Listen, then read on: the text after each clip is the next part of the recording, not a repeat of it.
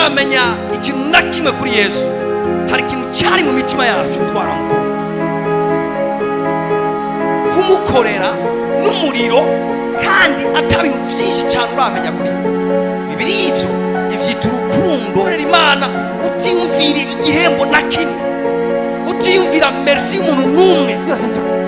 Ikibazo sinabantu, ikibazo ni wewe nyene. Hinduka wewe nyene, ubikemura indani. Urabiza ati uyu muzi nawe uranduye, igiti ntikizosubira kunana. Ubwira uza aho nyene wumvise Imana.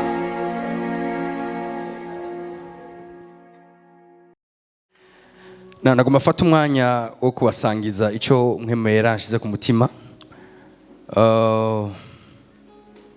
Ku munsi wa gatatu twariko turarabira hamwe umurongo wa nyuma w'izaburi, ndiko ndayirangiza kugira ngo umuntu wese ashobore gutahura byinshi bishoboka muri ino zaburi. Reka nsome umurongo wa nyuma w'izaburi ya 23 umurongo wa 6. Haravuga ngo kuri vyiza n'imbabazi bizonyoma ko imisi yose yo kubaho kwanje, nanje nzoba mu ngoro y'Uhoraho ibihe byose. Twese tuvuga ati vyiza n'imbabazi bizonyoma ko. Bivuye nk'ubivyiza, bivuga ati vyiza n'imbabazi bizonyoma ko imisi yose yo kubaho kwanje. Twariko turerekana ko hariho n'andi ma version avuga ko ubuntu n'umunezero bizonyoma ko imisi yose yo kubaho kwanje. Musanzwe twariko turasurinya gose iki kintu kivuga ngo umunezero. Bibiri ivuga hariya muri Nehemiya ivuga ngo umunezero uhoraho nizo nkomezi zacu. Bari mana, c'est très important yuko umenya kugendera mu munezero uhoraho. Hari ikintu gikomeye cyitwa umunezero w'Imana. Uyu munezero w'agakiza dufise ni nguvu zacu, ni nkomezi zacu nk'abizera. Iyo umuntu rero atakaje icyo twita umunezero w'agakiza, nukuri muri ubuzima bwa Kristo abatakaje ikintu gikomeye gose, kandi kukiro tuva biramugora. Nivyo Dawidi yasenze igihe kimwe abwira Imana ati unkomorere ku munezero w'agakiza.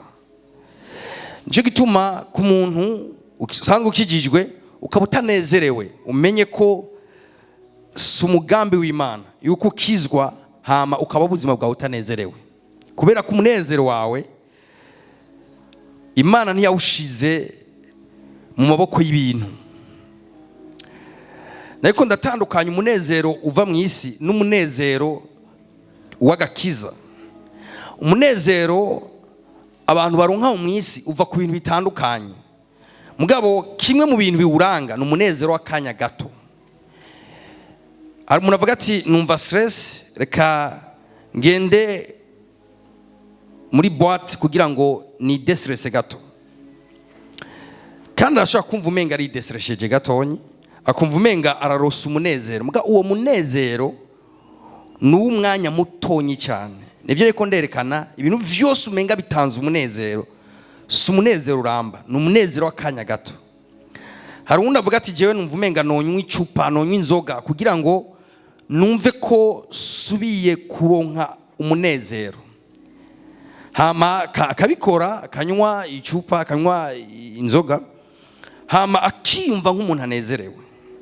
Mugabo realite uyu munezero nico bereyita umunezero rero w'isi utangwa n'ibintu byo ngamwisi, nuwa kanya gato. Izo nzoga zimuvuye ko agira umubabaro gusumba uwo yari afise avant imbere yuko azinywa. Hari n'undi avuga ati jewe numva umenga no kwinezereza mu bagabo cyangwa mu bagore, nawe nyene akagerageza kunywa kuri uwo munezero, hama n'ubundi yaheza gukora ibyo ahejeje gukora akumva umunezero wiwe ahubwo hakugumana, ahubwo ucitse umwijima. Mwereje akumva ucitse umwijima ukomeye cyane. Rero iyi minezero yose mpejeje kudondagura, isi idupropose buri munsi, idupropose iminezero nk'iyi buri munsi. igihe cyose umuntu ababaye hamara ijwi ubwati gira ibi kugira unezerwe, gira bijya kugira unezerwe, gira bijya kugira unezerwe. Mugana ko nderekana ko abana b'Imana, twebwe abizera, twebwe abakijijwe, umunezero wacu Imana ntiyawushize muri ibi bintu byo ngaha mwisi. Ibi mpeje kudondagura ku vy'ukuri ntibikwiye kuba facteur y'umunezero wacu. Umunezero wacu urafisa ukomoka. Bibiliya wita ngo ni umunezero w'agakiza. Alors umuntu yake agakiza mbwire amen.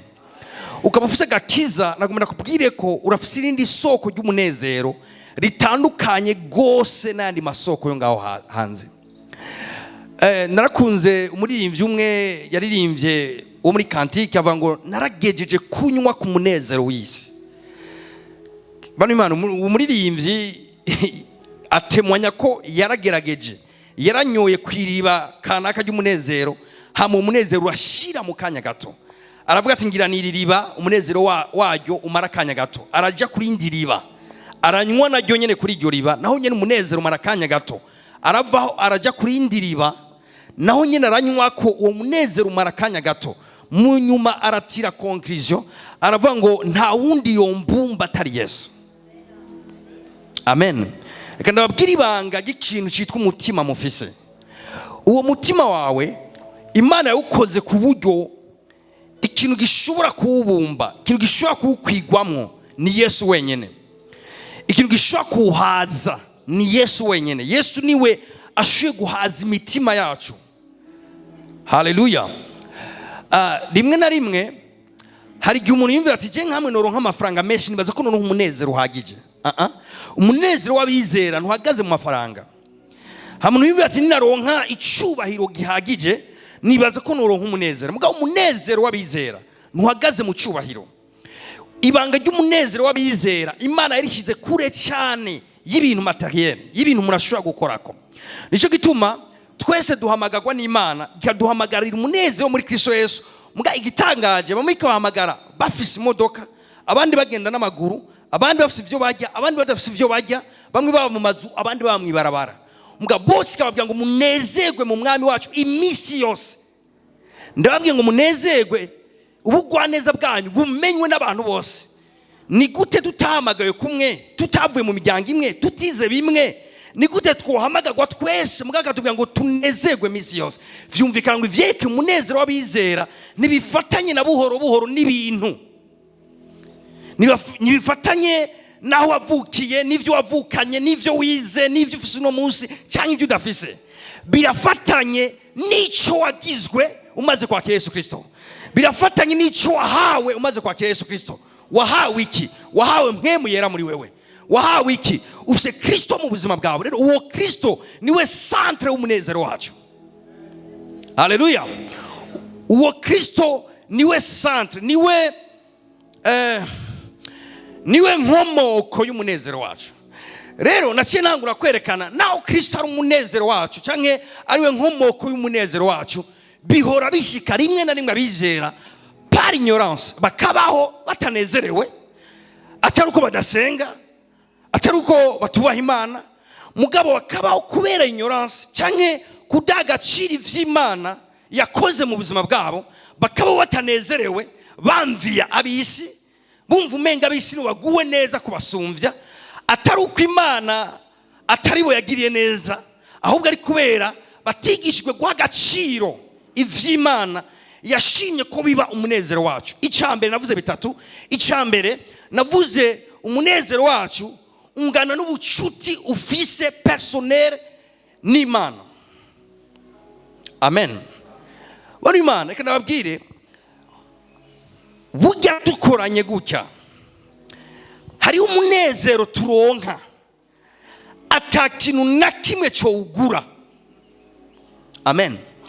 Uri imbere y'Imana wenyene mu cyumba cyawe, hari umunezero. Nababwiye ngo ingabire ya mbere Imana iha umuntu yegereye umunezero mu mutima, peu importe ikigandaro yo barimwo. Umuntu yegereye Imana, ikintu cya mbere Imana imuha imwempakta umunezero wayo. Nje gituma umuntu wese avuze ngo negereye Imana hama mvuyeyo mbabaye, ntiyahuye n'Imana. Umuntu wese yegereye Imana, ikintu cya mbere imuha umunezero n'amahoro masa bidafatiye ku kintu na kimwe. Amen. Uwo munezero w'Imana iha imitima yacu udafatiye ku kintu na kimwe. Nicyo ndibavuga ngo ni umunezero w'agakiza kacu, ni umunezero duhabwa uvuye ku Uhoraho, uvuye ku Mana yacu. Rero plus umuntu yubaka ubucuti n'Imana, plus umuntu aba umugenzi wa mpwemu yera, plus agendera mu munezero peu importe biri hanze w'ingene bisa. Abakunzi b'umunezero mumbwire amen.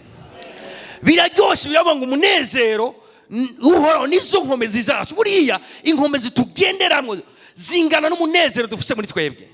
Iyo abana b'Imana bagenda bari frustre, bagenda bababaye, bagenda bidodomba, bagenda bameze gutya na kuriya, oni Imana baba inefficace canke bashika ku bintu bito, nibaheze ngo bakora igikorwa Imana ibiteze ko neza juste kubera uko kwidodomba kuri mu mitima yabo. Ngabo mbanzi ico bivako, kenshi bivako ntiyigishijwe, yumvise umunezero wiwe uhungabanye ivyagira. Wumvise umunezero wahungabanye biroroshe, aho wavuye niho bundi usubira kuwakira kandi. Rero umunezero mu mitima yacu wavuye ku Mana, wumvise uhungabanye, subira muri intimite niho wakira umunezero Uhoraho. Imana ishimwe cyane.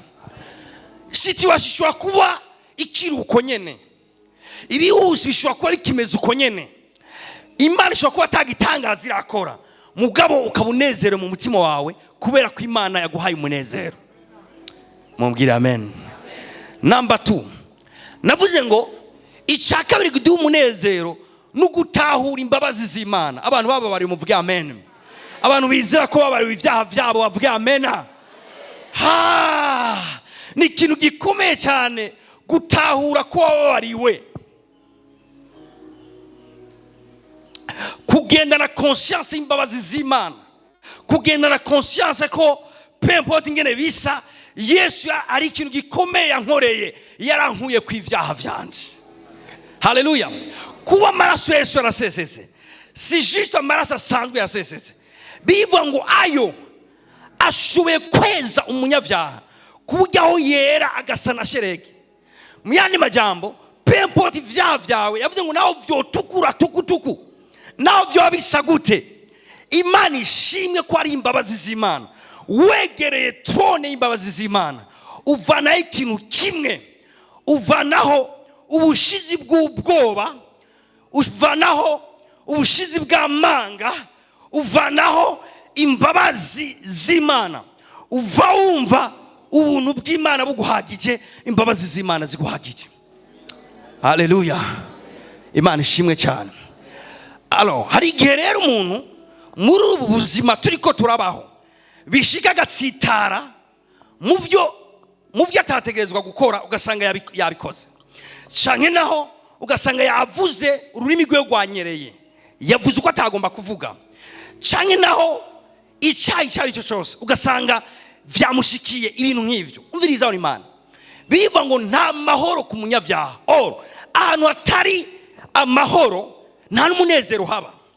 Vyumvikana ngo igihe cyose unyereye ku kintu kanaka, wihutire n'ingoga kugaruka kuhoraho, ukakira imbabazi ziwe, hamukabandanya urugendo. Amen.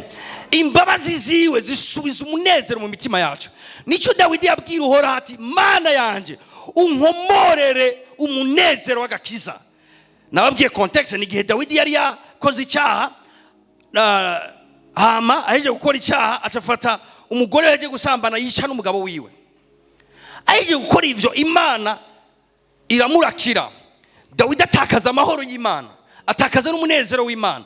Hama mwarumva ati, nubundi sinshoboye kugenda kurondera amahoro cyangwa umunezero ahandi abandi bose bawuronderera. Aca asubira ku Mana avuga ati, Mana ndakwinginze unkomorere umunezero w'agakiza. Haleluya. Ibuza amahoro, ibuza umunezero, hamukamenya nico wavuyeko, subira ku Mana, akira umunezero wawe. Kubera iki? Ni kubera ko umunezero ni energy tugendana. Iyo umuntu atakaje umunezero biroroshe gose yuko atakaza energy mu buzima, akumva umenga ahindutse kuba umuntu agenda konyera umunyantege nke, juste kubera atakaje umunezero mu mutima wiwe. Icya gatatu, navuze ngo nukugenda ni vyizigiro vy'ibihe bidashira. Ariko igihe cyose ndageze nama numva ndyohewe. Bona Imana igihe nariko ndarimbura kuri aka gapongezeko kimwe mu vyo muhemera kubinitsa umutima wanje numva uranezerewe. Kari akajambo kavuga ngo mwijuru bariko baratwitegurira. Nimwanyumvise cyangwa ifise abantu baki bariko barajayo. Abantu bariko barajayo mubwire amen. Hari uri kuraja bariko barakwitegurira. Baturindiranye igishika. Amen. Bariteze uwo munsi ryaruzoseruka aho abera ishengero ry'Imana nzima tuzosangana umwami wacu mu bicu hama tukingizwa mu munezero wa databuja. Azoba ari ibihe bidasanzwe. Singiye gusubiramwo ivy'ivyo bihe. Mugabo nagomba ndabwiye ngo azoba ari ibihe bidasanzwe. Nama numva ubuzima rukristo buryoheye ko bitazorangira uko bimeze no munsi. Buryoheye ko sinzi urugendo uri kuracamwa hano muri nose, mbwa biryoheye ko ingene iyi filimi izohera, ingene urukino ruzohera. Imana niyo yabishize mu maboko y'amasituation, niri kiravyitegurira. Ingene bizohera bifatanye n'ivyo yateguye ku buzima bwawe. Basha ndabivuze neza. Ingene bizohera n'abamarayika bariko barabitegura, ni Imana iri kirabitegura, bakurindiranye igishika kukwambika ibizibo bifatanye n'ivyo wakoze muri nose. Niko bizohera.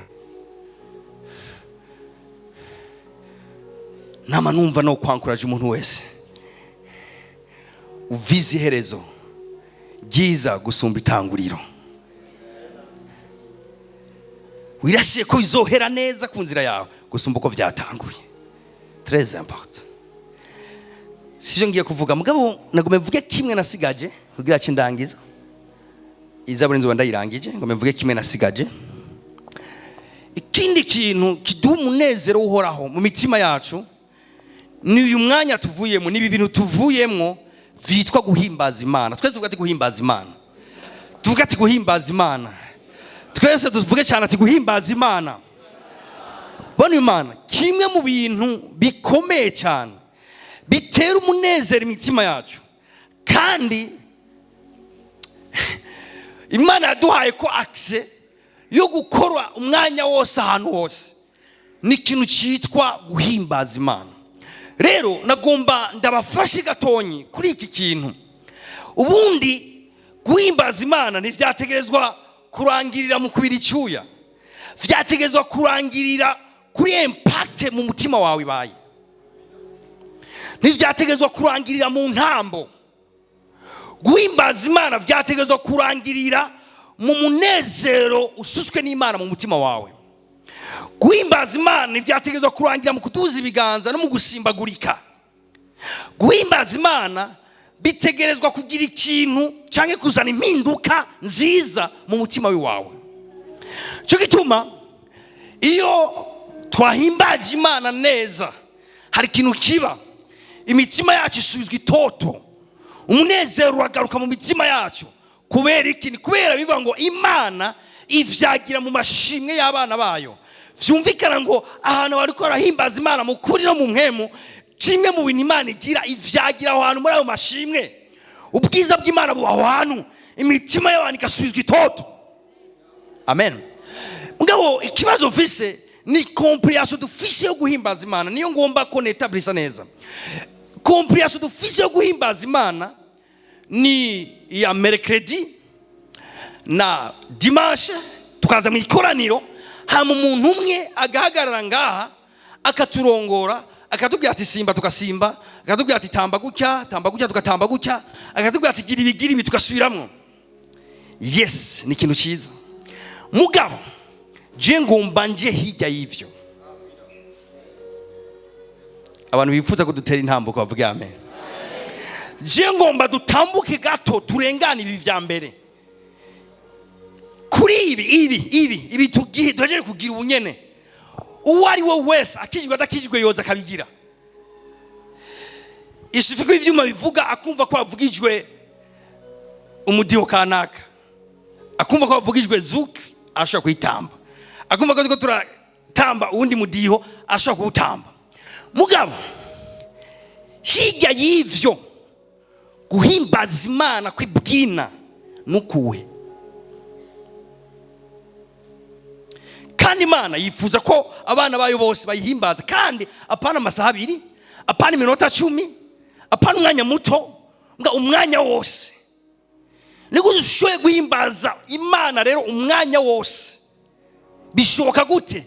Ivyuma bitariko biravuga, atamuri imvye ariko arakurongora. Bishoboka gute ngene uhimbaza Imana umwanya wose? Haleluya. Niganza mugeza mu byati tega amatwi pasteur.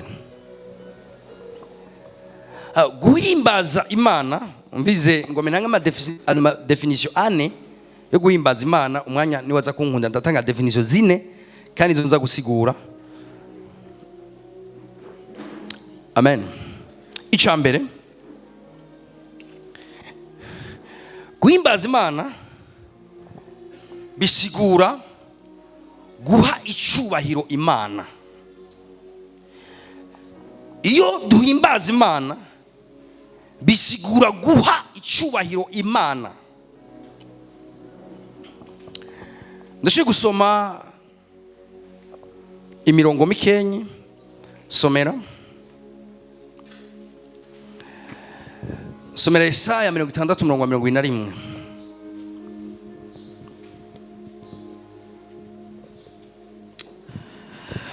Abantu bawe bazoba abagororotsi bose, bazoba bene igihugu bwite gushitsa ibihe byose, bazoba umuvyaro nitereye, igikorwa c'intoke zanje, kugira ngo bintere icubahiro. Kugira ngo bintere icubahiro. Guhimbaza Imana nuguha icubahiro Imana. Bivuze ngo abantu banje heza gatonye ngaho.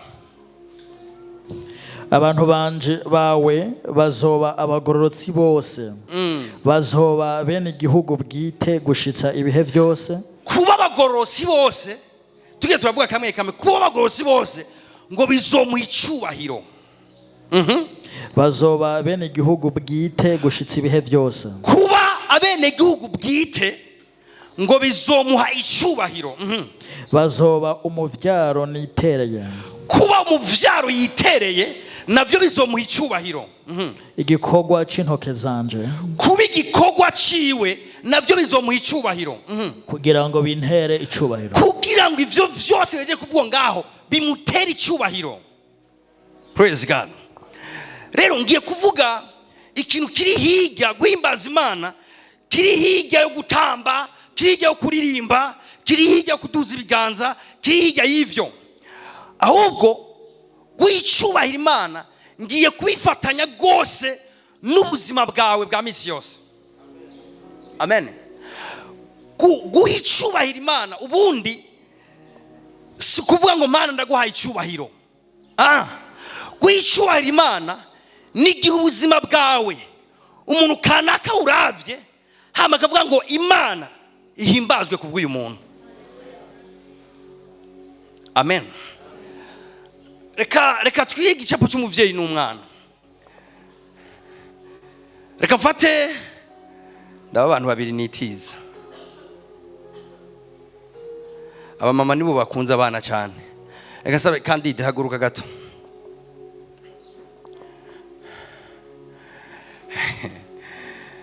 Ndarondera umuntu mutonyi ngaha. Bose no musara bakuze. Naco reka mfate Bera haguruka. Reka dufate ko uyu Candide ari mama wa Bera. Iyo ujya mudamu avuze ngo Bera umpeje icubahiro nk'umwana wanje, mbuga ntibibaze ngo yiyumviriye ngo uduze amaboko. Niyumviriye ngo ntambira. Niyumviriye ngo uzuravuga ngo mama uri umunyacubahiro. Hirya y'ivyo mwaka mubwira ati ubuzima bwawe umuntu azobubona ntibizomara amazi. Umuntu azokura mu masfere yose ubuzima bwiwawe ntazovuge ngo wareze nabi, ntazovuge ngo uwo mwana ni ikivagundu cyanaka. Niyo bakubona hama bakambona bacu bavuga ati sha, ati nukuri uhabwa icyubahiro, ati ufise umwana mwiza cyane. Dufate ko afise entreprise, nta cyubahiro bikura ujya mukobwa wiwe agiye akayijya akayonona ntayiteho. Ivyo nivyo mu icyubahiro nyina wiwe. Ivyo mu icyubahiro ni gihe ujya mwana yoba responsable, akajya muri bya bikorwa bya mama wiwe akavyitwararika, akabikora neza, akabiteza imbere, akabikura ku rugezo rumwe akabishira ku rundi. Mama wiwe ivyo bimushikiriye, nata muntu yo mukomera amashi yumva umwana we yamuhesheje icyubahiro. Amen. Reka dufate ko uyu mwana ari umunyangeso mbi, ingeso mbi ziwe araboregwa, arakora ibikorwa byose bibi. Ndababaze, bamuzanye bamuteruye yaborewe bakaba bamutanye gutya, hama bagaca baca kuri nyina wiwe. Nyina wiwe yumva hawe icyubahiro cyangwa yumva kibwe? Aramaramara cyangwa yumva hawe icyubahiro? Aramaramara ni isoni. Mu yandi majambo, ntakeneye ko muhimbarisha kanwa. Nivyo Imana yamibwira abisirayeli ati mwebwe ibintu byo kumpimbarisha kanwa no kunyobisha kanwa numva byandambiye. Ati ndakeneye ko mwebwe muhinduka ishimwe ryanje mu isi. Haleluya. Ati ndakeneye ko umuntu abaravye, ababonye, aravye ingene mugenda, aravye ingene mukora, aravye ingene mubaho, aravye ingene mwishura abantu, aravye ingene mukora business. Ati umuntu wese wabonye azovuga ati Imana ihabwa icyubahiro. Wari Imana, iyo tuvuga ari ibyo guhimbaza Imana vyo hejuru, si gutamba. Guhimbaza Imana vyo hejuru, mu yandi majambo guhimana icyubahiro vyo hejuru, ni igihe ubuzima bwawe bucitse témoignage yo kubahisha Imana. Dukomere amashyi abantu babiri bicara. Igihe ubuzima bwawe bucitse témoignage ko Imana igira neza, uwo mwanya nyine Imana iri fier, yumva iryohewe, yumva inezerewe. Sinzokwibagira umunsi w'Imana yigambye kuri Satani, amubwira ati wabonye umusavyi wanje nagakunze. Ati Satani, wagendagenze mu isi urabona umusavyi wanje Yobo? Ati urabona ingene anyubaha, urabona ingene ari umutunzi, urabona ingene ari umwana mwiza, ati urabona ingene afite intaye nziza mu kibano. Satani ajabwira Imana ati none yereka kukubaha gute? Ati urazi inshuro maze kugenda kubomora ibintu vyo nkasanga birazitiriye. Imana ishimubwira ati umviriza, rujya ruzitiro nje narushizeho, shaka nurukuraho. Mwagomba ndaguprove yuko kunyubaha kwiwe bidahagaze ku vyo namuhaye. Kunyubaha kwiwe ni revelation y'ico ndafise. Ati burya zijya ngamiya sizo zituma nyubaha. Haleluya. Oni Imana, jina gomba dutera intambuko ivyo guhimbaza Imana kwacu no kuyubaha nibifatire ku vyo yaduhaye. Bwe ndi mu bantu bizera ibintu byinshi, ndi mu bantu bifuza ko mwotunga mu buryo bukomeye cyane. Mbwa ivyo kubaha Imana kwanyu nibihagarare ku vyo Imana yabahaye. Hamwe Imana umunsi umwe yo kwiyumvira ati mbega wabonye umusavyi wanje Jamari mu isi. Hama Satani akavuga ati none reka kukubaha gute? Afise umugore, afise abana, afise akazi, afise nabiriya. Imana ikamwishyura toya wavyihenze ko kunyubaha kwiwe n'urukunda nkunda sivyo namuhaye. Imana ishimwe cyane.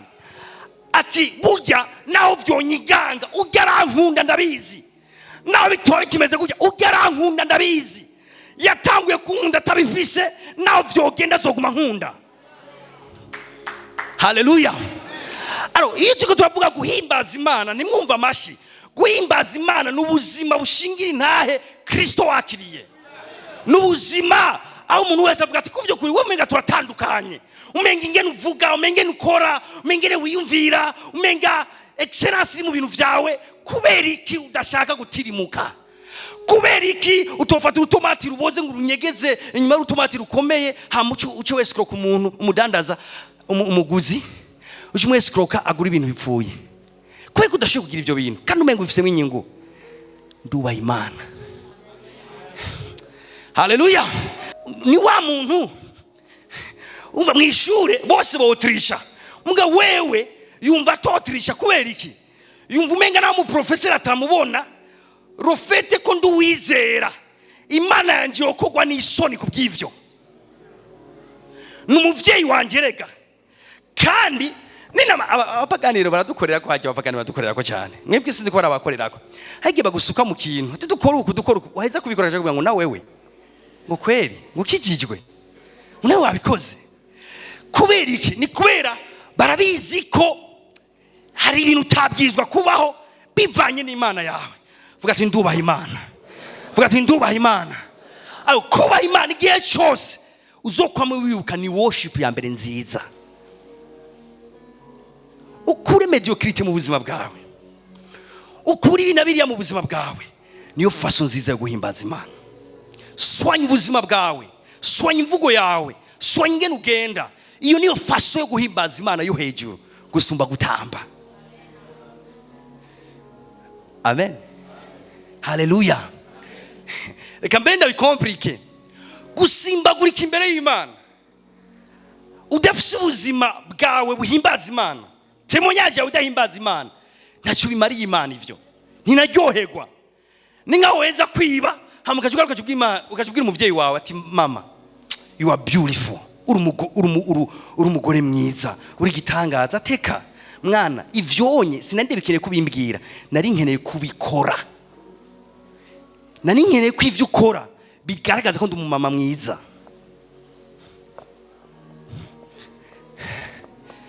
Praise God. Tuziganza cyawe vuga ati ndubaha Imana. Vuga ati ndiko ndahamagarirwa umuhamagaro wo kugendana n'Imana ndayubashe. Ishingiro cya kabiri, guhimbaza Imana.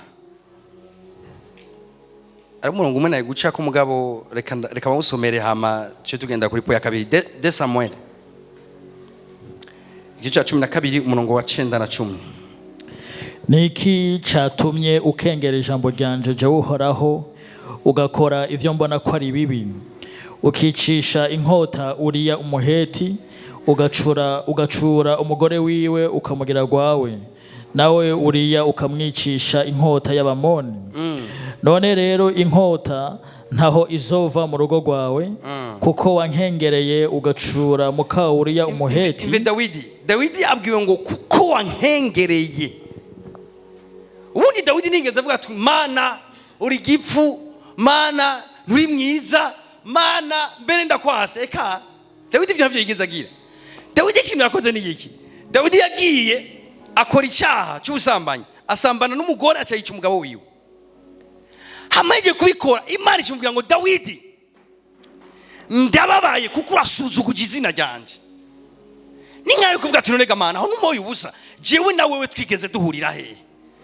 Muno Imana ikumbwira ati Dawidi wewe rega ubuzima bwawe niwe ugifise isiguro kuri wewe, ubuzima bwawe bufise isiguro kuri jewe, ivyo ugize ni nkaho bitukwa jewe.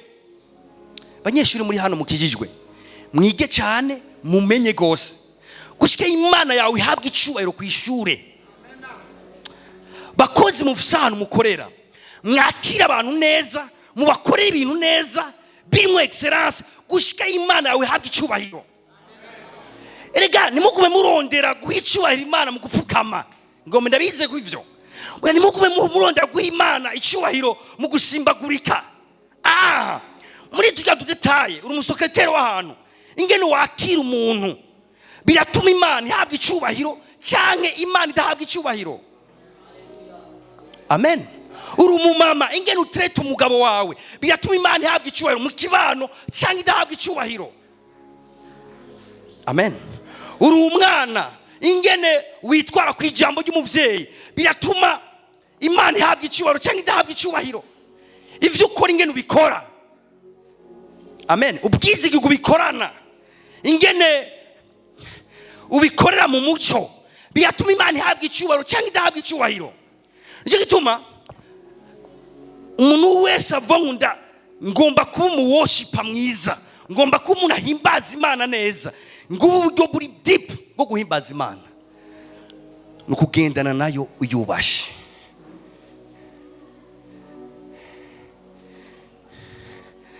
Icyakabiri rero kimwe nako ndazako, guhimbaza Imana kandi birasigura gupfukamira Imana. Twese tuvuga ati gupfukamira Imana. J'aime ça, aka kantu ndagakunda gose. Guhimbaza Imana navyo birasigura gupfukamira Imana. Bano Imana hajya iyo upfukamye bisigura ikupfukamye. Bisigura ngo hajya uvaje uri imbere y'Imana hamugapfukama. Si dini ivuga ugira ibintu ufitiye comprehension. Si dini, si kubera abakizwa basenga bapfukamye. Gupfukamira Imana uvuze ngo Mana wewe uransumba. Ubundi gupfukamira umuntu ikimenyetso cyuko umwubashe ari hejuru yawe. Amen. Gupfukamira Imana ugapfukama gutya uri muri worship, naho buri wenyene mu cyumba cyawe, naho ba uri kurasenga mu mwanya wawe wenyene, cyangwa turi gutya nko mu ishengero, hama ukumva Imana irabaye nini cyane, yipfukamire. Mugo kuyipfukamira uvuze ngo wowe uri Imana yanje, uri hejuru yanje, mu bwenge, mu nkomezi, mu bubasha, we ntawanye nawe. Kuyipfukamira nubundi buryo bwo kuyisenga. Mbwa no kuyisengesha ikimenyetso. Amen. Orimara gupfukama nimugifate ko ari ikintu cy'umubiri. Gupfukama ni ikimhemo, ni ikintu cy'imhemo. Imana yamibwira bise ati ndabihanije nimuze mwigene mupfukamira ikigirwa Mana na kimwe cyangwa umuntu numwe kirese jewe. Nariga Mana nagira none kuza nkapfukama gutya ivyo bitwaye iki?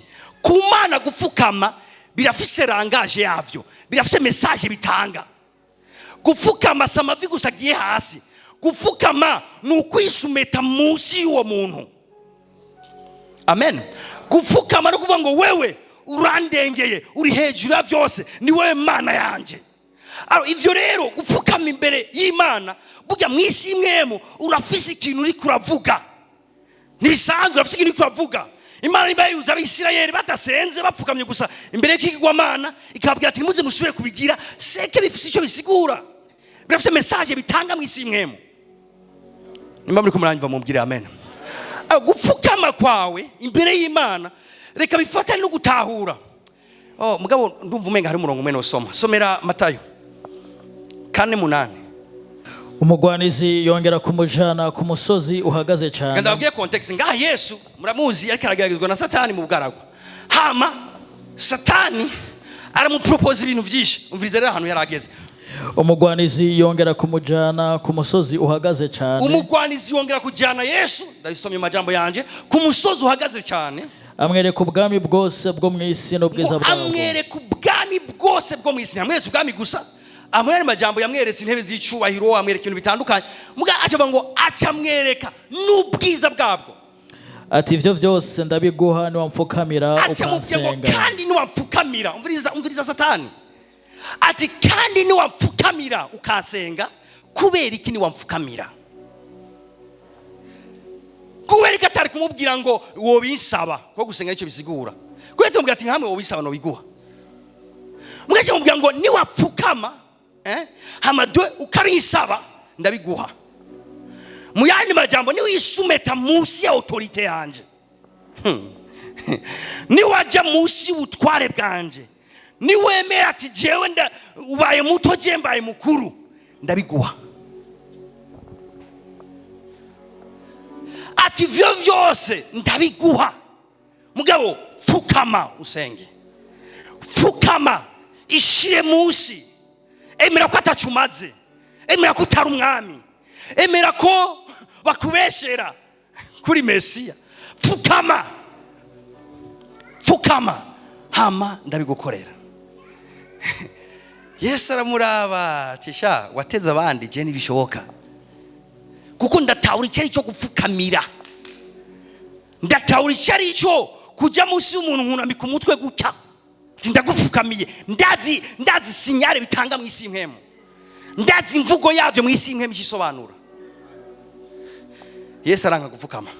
Ngomba kubwira ko Imana aya ma offering haya Satana yama yagira misi yose. Mbwa abakristo benshi ntibari averti. Ntibari averti. Iyo Satana akubwira ati hey, aya ma offering yatanga gute? Si maka, si misi yose aza akubwira ngo ndi Satani. Ashobora kuza ari umugenzi wawe akubwira ngo ntamwe wogira ibi, nanjye nzoce ndakugirira ibi. Akweretse ubwiza bwo mwisi cyangwa ubwami kanaka, mugabo akeneye ko mukubigira kugira biguhe banza upfukame. Guhimbaza Imana rero bisigura ngo nugupfukamira Imana yonyene. Nimba muri kumuranyumva mubwira amen. Umuworshipa mwiza si umuntu afite akajwi kagororotse, si umuntu afite akajwi kagororotse, si umwigeme arimba ijya mbere neza. Umuworshipa mwiza ni umwigeme afite intahe nziza. Amen. Umuworshipa mwiza ni umuhungu afite intahe nziza. Ni wa wundi dataraba akavuga ngo ariko no wawe ndamushima katarabaye.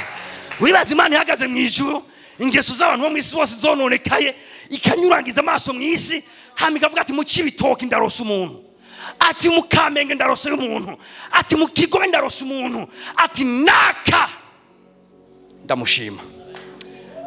Ndamushima, aranyubaha, aranyubahisha, niyanduza napfa kugira ibyo ari byo byose, ari konsya y'icari n'icyo ndi kuri we.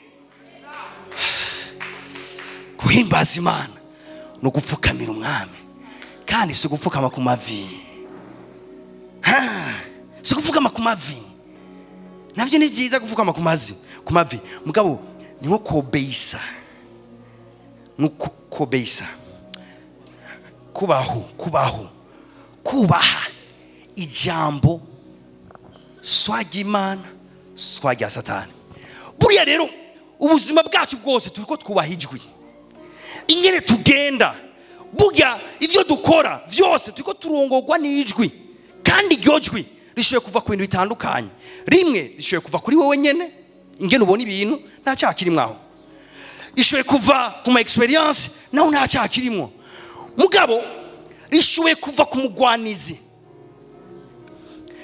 Kenshi na kenshi iyo ari ijwi rivuye ku mugwanizi, uzobona rifatanye n'icyaha kanaka. None wivye rimwe hari kibazo. None ubeshe rimwe ukunguka miliyoni 10 ukazitahana hari kibazo. Guhimbaza Imana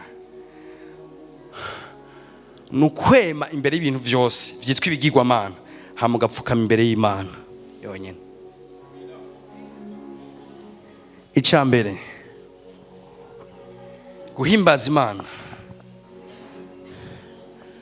bisigura kuyiha icubahiro.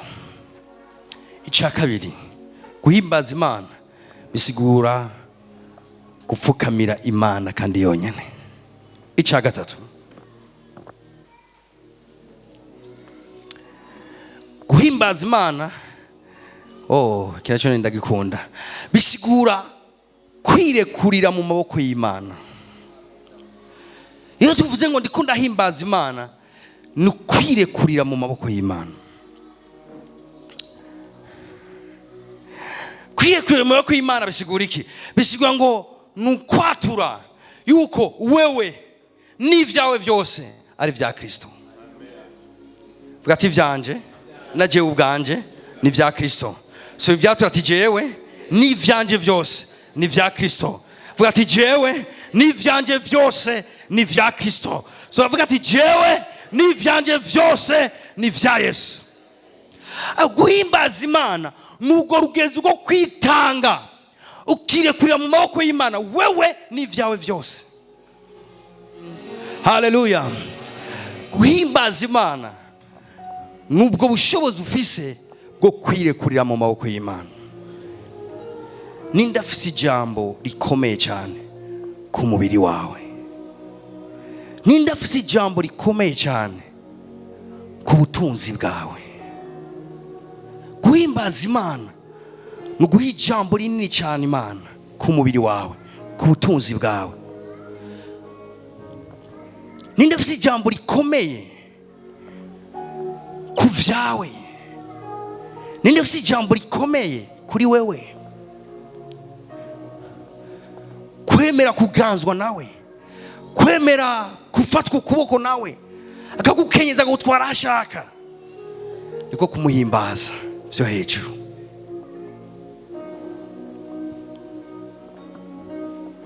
Ndafise ijambo rikomeye. Ndiko ndavuga kiraremereye cyane,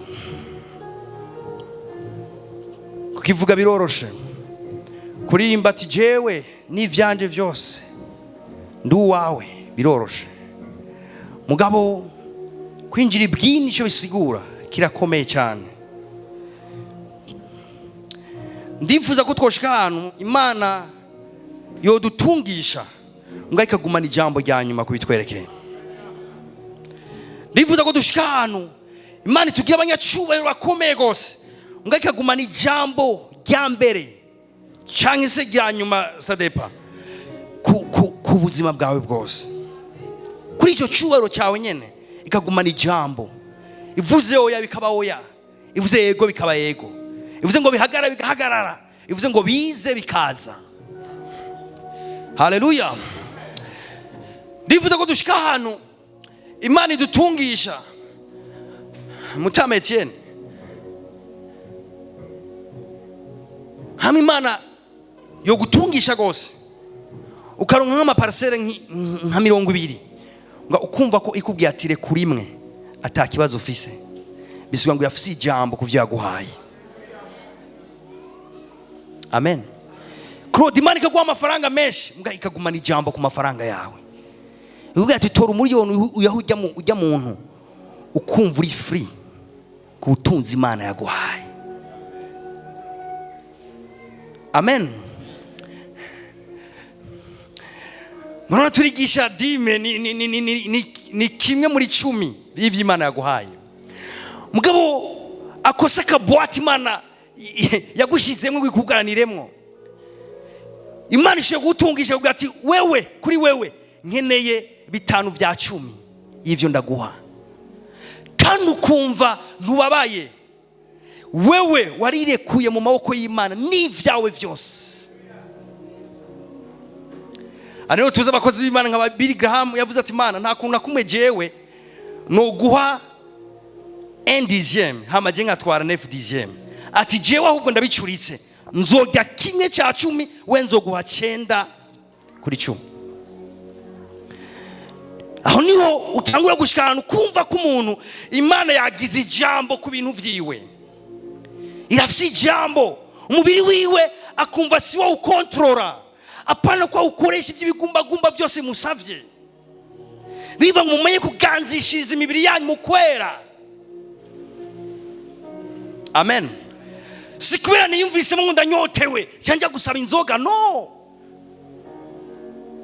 Sikubera ko numvise ngo ndashaka mfise envie sexuelle, no shaka umubiri wanje gusaba kuryamana n'umuntu hama cyangenda kuryamana nawe. Sikubera ko numvise ishavu cyande yajisa. Imana yafise ijambo ku mubiri wanje n'ibigumbagumba vyanje. Imana yafise ijambo ku mwanya wanje. Aho kumbure wari umwanya wo kuryama minwi kajimbya ati no musinzi turyama tugomba tukireveye. Ndafise abantu ngomba ko usengera. Ndafise ibintu ngomba kugira. Shaka umbera amaboko y'ino joro. Hari abantu ngomba gutabara. Ngendekene umuntu aruga igisengesho. Ni iyo tuvuze guhimbaza Imana, umuworshipa mwiza, umuntu ahimbaza Imana neza. N'umuntu Imana ifise ijambo mu bintu yamuhaye.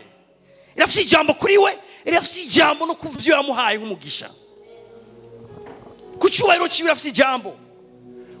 Kubana biwe irafise Dereke sinzi ko twoshika ahantu Aburahamu yageze. Asengeye umwana 25. Imana iramumuha.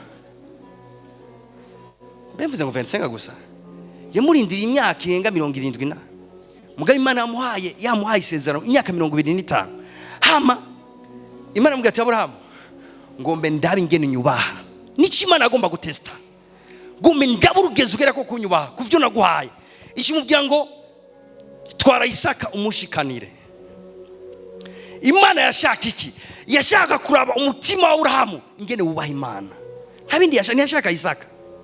Hama Aburahamu avuga ati Mana nta kundi ko ari byo yisemwe, ari akana wamaye mu butama urakanyase, ati nta kibazo uri umwizigirwa uko uzobigenza nakonzi mbw'icyonzi cyo cyo wa muri umwizigirwa.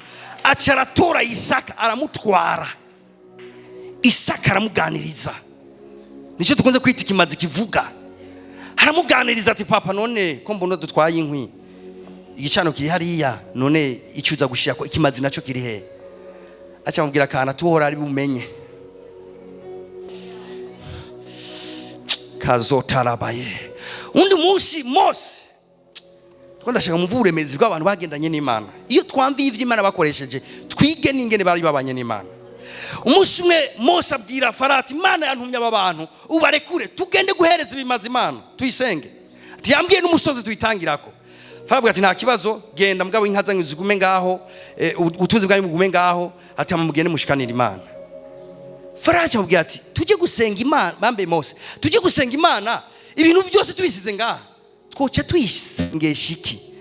Ati kuko nitwashika hariya niza kwihitiramwo ivyo tuyihimbarisha, niyatubwira ati tora iyo pantaro yawe nziza umpimbaze, ndaza kuyitanga ku gicaniro. Niyambwira ngo tanga iyo saya yawe nziza tuyihimbaze, ndaza kuyitanga ku gicaniro. Niyambwira ati gira ibi, ambwira ati nidushobore kugenda guhimbaza Imana tudatwaye n'ivyo Imana yaduhaye. Amen. N'abantu aba bantu bagendanye n'Imana, n'abantu bari barahaye ijambo rya mbere Imana mu vyabahaye. Imana ukeneye umwanya ndi hano, Imana ukeneye ibi ndi hano, Imana ukeneye biga ndi hano. Bahaye umwanya Imana. Amen.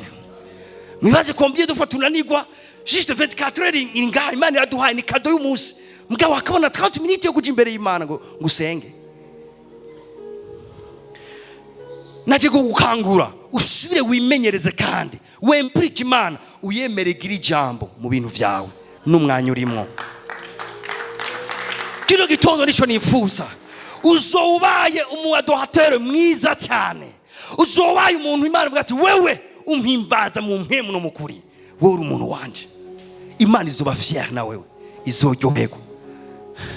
Undi musi zohora Satani kandi devereze mu byati wabonye umusavyi wanje. Tikende murari mu isoko mu Kamenge, ati ivya kora ninge na mpimbaza birasa cyaranyubaha koko. Icyanyuma guhimbaza Imana nukuyitirira ubuzima bwawe bwose. Guhimbaza Imana nukuyitirira, niryo jambo ry'ikintu nashoye kuronka, kuyitirira ubuzima bwawe bwose. Ninasigura za kwitahura. Kubera iki? Okay, praise God. Ninde yatumye uba mwiza nk'ukuri mwiza? Inyisha atari Imana, ukeneye kuba umuhimbaza Imana mwiza. Ninde yatumye uba icuri? Wewe umwitande. Hama kubaje ati ninde yagushikanye ngaha? Imbere y'abandi hari izina irihe? Nirihe zina ni imbere y'abandi ritumye uba icuri? Guhimbaza Imana nukwitira ubuzima bwawe bwose yo. Reka ndabwiza ukuri, nta namwe wari gushika Imana itabijamwe. Nta na kimwe uburi Imana itabijamwe. Sinzi nuko ubugihema yataba Imana. Kubera Imana, kubera Imana, kubera Imana, kubera Imana. Sanza tayo muzi. Muri iyo ndirimbo bavuga ngo naka kabiri mfise ni kubera Imana. Nizi mpema ni kubera Imana. Ni kindi kubera ikabantu bagukomera amashi, ninde yabigizemo uruhara? Utaha mu nzu nziza, wize neza, se diplome nini, cyangwa wifuza kugira nini, ninde abifisemo uruhara. Inyishu utanga ninde? Ni onkre. Inyishu utanga ni papa. Inyishu utanga n'ubujanja. Ariko unavuga ati jewe je ndazi gusobanganya ibintu. Inyishu utanga ni wewe. Inyishu utanga ninde? Uraciye ubwenge. Inyishu utanga ninde? Guhimbaza Imana n'umuntu ageze imbere y'Imana vyose vyiwe na ubwiwe. Ni wa muntu azi ngo source ya vyose binyerekeye ni Imana. Ni wa muntu azati sifise ivyirato bibiri, sifise ivyirato bitatu, reka abantu Imana ubwiwe ntarige budufata. Kabona ati uyu mwene data rikijuje ati genda afise ukuntu meze. Ndafise ukuntu meze. Ayo mwene data yicenga akunda kumbwira ngo ugomba kumenya guca bugufi, wikrase apana mu muryango wanyu, wikrase mwisi. Niwe agomba kuvuga ku munyabwenge usumba abantu bose. Ikrase mwisi hamuraba ikibanza cyawe. Wowe wakangaye. Abanzera abantu bamenetse. Abanzera abantu bamenetse. Afise ubwenge bahakwa gukora na wewe. Basiga gukora ibintu bigenda nka wewe. Afise ubwenge bugeze kure gose. Mugabo uri kuraduhonyura hejuru ngo. Wisiga ugenda ugira uko. Ikrase mwisi. Uri kuravangura umutunzi ahambaye akomeye. Uri ko ikrase mu muryango wanyu, ikrase mwisi. Wasanga umutunzi we ameze gute? Wasanga ufise Yesu wenyene. Wasanga ufise Yesu wenyene. Wasanga ari wowe icubahiro gusa.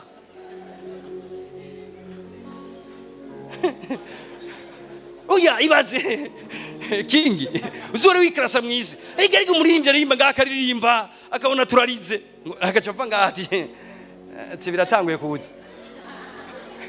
Oya reba nubuzuza ama stade kandi bagipfukama imbere y'Imana. Abantu bubaha Imana kandi mwisi n'abamenyekana barakomeye. Kintu zogwa guca bugufi. Wewe ni ivyawe vyose. Uya nibaza gufisa ibintu vyinshi. Yesu ni wagupfuse. Ni wagupfuse ndugu yangu. Ni wagupfuse. Bivuga ngo yataba imbabazi ziwe tuba twarayirengeteye. Abara dutabaguye. Yataba imbabazi ziwe. Ngo ubuntu bwiwe budufuka buri munsi. Ndiko ndavuga ndangiza. Umwasi wo guhimbaza Imana nko kwigomba n'ubwibone.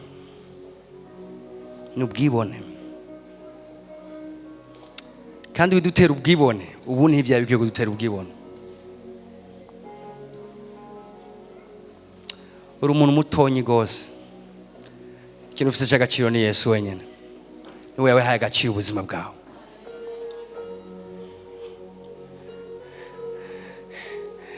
Byaramfashije kwikrasa ku rwego rw'isi.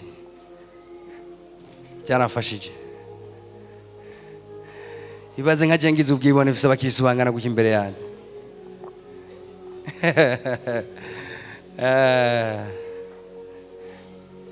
Ibaze wewe wiyumvira ngo uri mwiza ngo uri gitangaza. Woja muri Ethiopia wotangara. Woja muri Somalia wotangara. Chabugufi mwene data.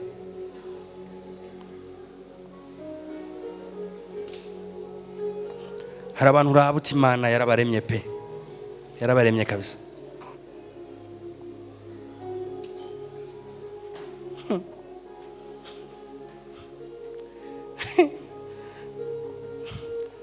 Bibaza ngo ufise imodoka nziza. Ashobora kuba ari ngahi wacu hanyene muri AMC. Wikrasa hanyene. Ushaka kuja kure uza gusanga uri nyuma cyane. Nta na class mugira.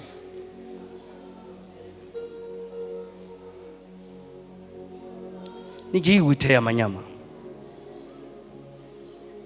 Igifuwa. Oh, zoje mu majima mwamwe uzosanga y'abagabo bafise ama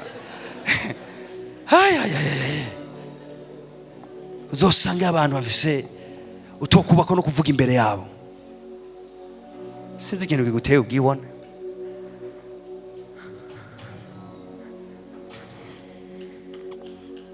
Umuntu ahimbaza Imana neza, afata ivyo yamuhaye vyose akavyitirirayo hama akayikurikira.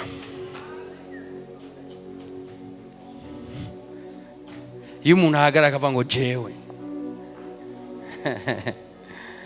tuhaguruke dushime Imana turangize.